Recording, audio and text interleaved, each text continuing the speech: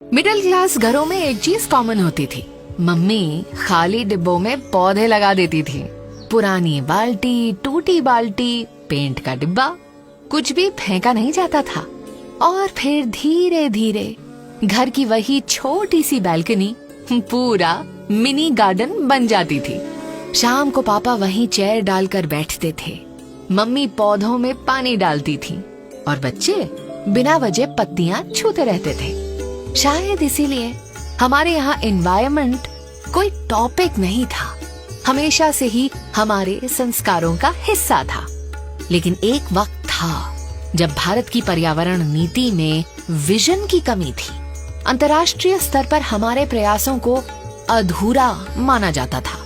2014 में हमारी solar capacity सिर्फ 2.8 गीगावाट थी और रिन्यूएबल एनर्जी की रफ्तार बहुत धीमी थी। इसके विपरीत इंडिया की सोलर पावर कैपेसिटी 2.8 गीगावाट से बढ़कर 150 गीगावाट तक पहुंच चुकी है और रिन्यूएबल एनर्जी कैपेसिटी 283 गीगावाट हो चुकी है। हम दुनिया की तीसरी सबसे बड़ी रिन्यूएबल एनर्जी ताकत बन चुके हैं। मगर पिछले 12 सालों में भारत सिर्फ अपनी आदत नहीं, दुनिया की किस्मत बदल रहा है। 2014 में जहां वेस्ट प्रोसेसिंग कैपेसिटी सिर्फ 16% थी, आज वो बढ़कर 81% से अधिक हो चुकी है। पीएम उजाला योजना के तहत 36 करोड़ से ज्यादा एलईडी बल्बों ने न सिर्फ घरों को रोशन किया, बल्कि मिडिल क्लास परिवारों के बिजली बिलों में भारी कटौती की। अब रूफटॉप सोलर भी आम घरों की छतों तक पहुंच रहा है। पीएम सूर्य घर योजना के तहत 36.5 लाख होम्स कवर हुए हैं, ताकि बिजली का बिल सिर्फ खर्च ना रहे, सेविंग भी बन सके।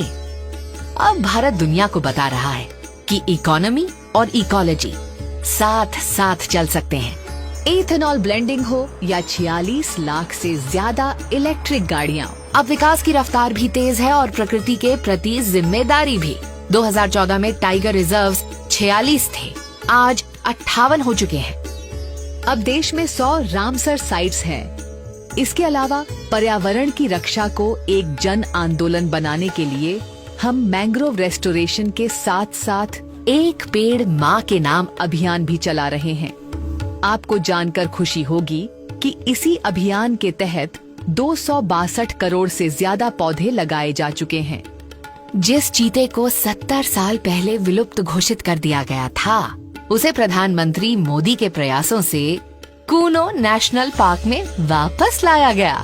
अब एनवायरनमेंट बचाना सिर्फ एक चैप्टर नहीं रहा, अगली पीढ़ी के लिए एक जिम्मेदारी जैसा लगने लगा है, क्योंकि अब विकास सिर्फ आज को बेहतर बनाने की सोच नहीं, आने वाली पीढ़ियों के भविष्य को सुरक्षित करने का संकल्प भी है।